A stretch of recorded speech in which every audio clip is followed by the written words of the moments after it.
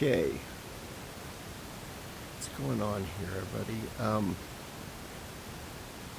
What the fuck is up with Maryland? Okay, they already made themselves look like idiots over that stupid immigrant. He ain't coming back, and he's not from Maryland to begin with. He's from El Salvador. The fuck? So, anyway, there's a problem in Maryland with the schools. They're pushing some etchy shit onto the kids. And, they're not, parents aren't fighting to fucking, they're just fighting to opt out. That's all they want. They've, if they're going to teach the shit, they're going to teach the shit. And, they can deal with that. They're okay with it, but just let the parents, let their kids opt out. And there's a big fight. It's funny, the reason why they're not wanting to is because they tried that and just about everybody opted out. I mean, that should tell you a lot right there. So let's get to this. Has opt-outs for all sorts of things. The county has opt-outs for all sorts of things. The other Maryland counties have opt-outs for all sorts of things. And yet for this one thing, they changed in mid-year and say no more opt-outs. I'm just not understanding feasibility.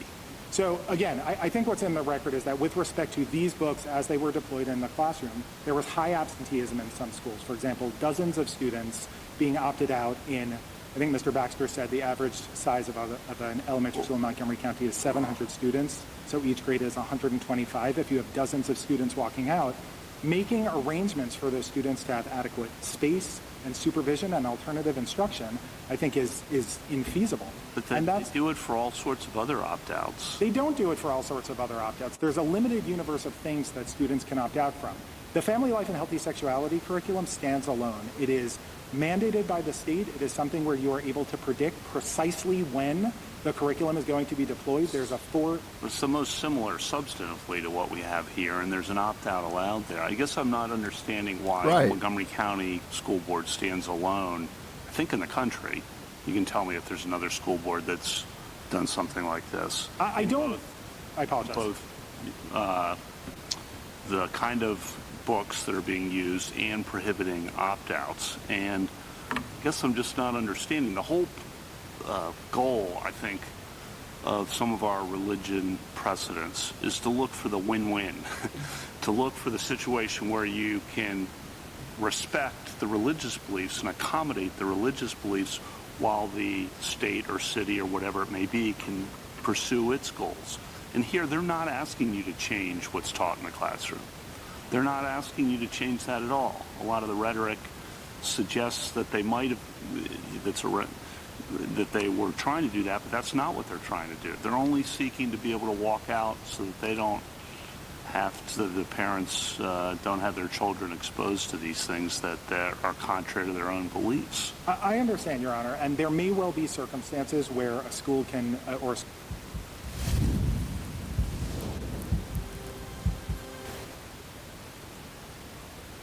Okay. Yeah, they just don't want their kids to, be involved with that shit. I mean, is it that big of a fucking problem? But, yeah, check this shit out. Let's,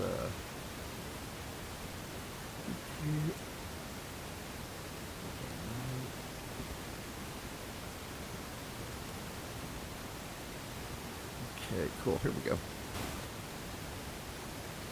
As the religious bigotry capital of the United States. You're so intolerant, you even lost Justice Kagan. I, too, was struck by, these are, young kids, picture books, and on matters concerning sexuality.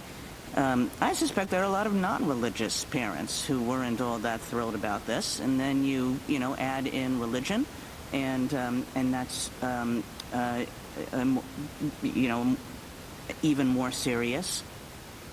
Now, to be clear, this case isn't even close. It shouldn't be. The ruling should be 9-0 in favor of the parents. But then again, the Constitution, religious liberty, parental rights, they don't seem to matter as much to certain justices who sound like they're frustrated MSNBC pundits.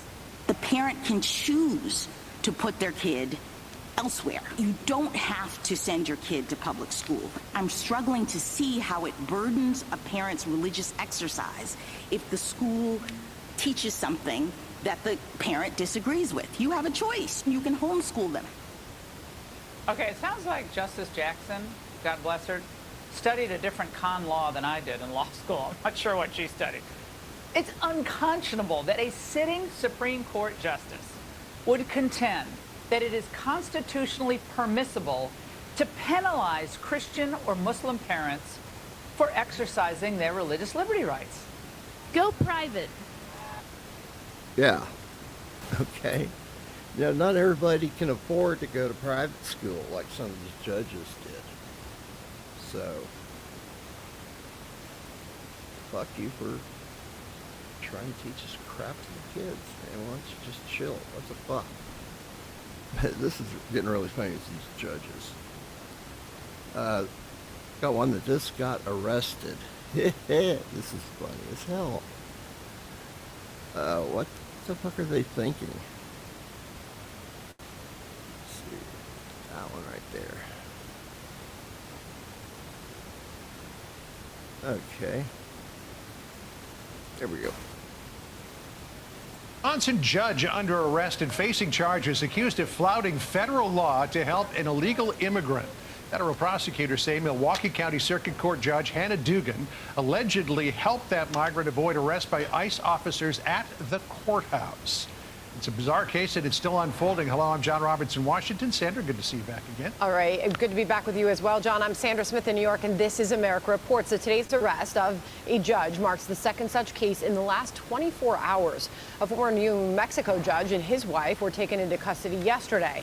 Federal agents arresting them for harboring a suspected Trinidad gang member in their guest house. For more on all of this, we are honored to have in the new U.S. Attorney General, Pam Bondi. It's good to talk to you, Pam. Good to talk to you. So let me read a little bit from the criminal complaint here. Judge Dugan says, despite having been advised of the administrative warrant for the arrest of Flores Ruiz, Judge Dugan then escorted Flores Ruiz and his counsel out of the courtroom through the jury door, which leads to a non-public area of the courthouse. A foot chase ensued. The agents pursued Flores Ruiz for the entire length of the courthouse and ultimately apprehended him. According to this complaint, Judge Dugan was visibly angry that ICE was there to arrest Flores Ruiz, even tried to kick the deportation agents out of the courthouse. Yeah, and to set the stage for you and Sandra, this was truly horrific.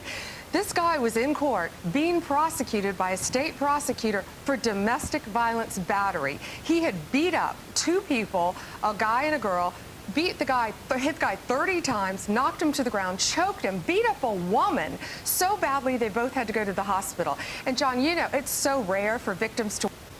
Okay, I don't get it. Why are you guys trying to protect these fucking assholes for? It doesn't make sense. You guys are definitely not for America, I can tell you that. So, anyway, have a good weekend. I'm out of here. Talk to y'all later.